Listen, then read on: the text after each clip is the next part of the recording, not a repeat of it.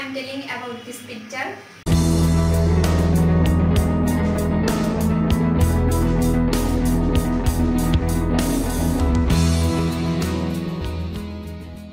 Actually, this is my family picture. Now I am describing it.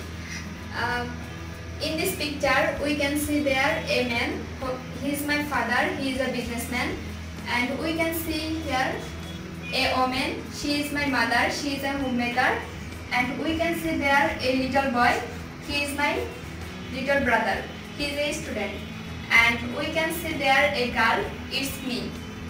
The photograph that was taken when I 12 years old.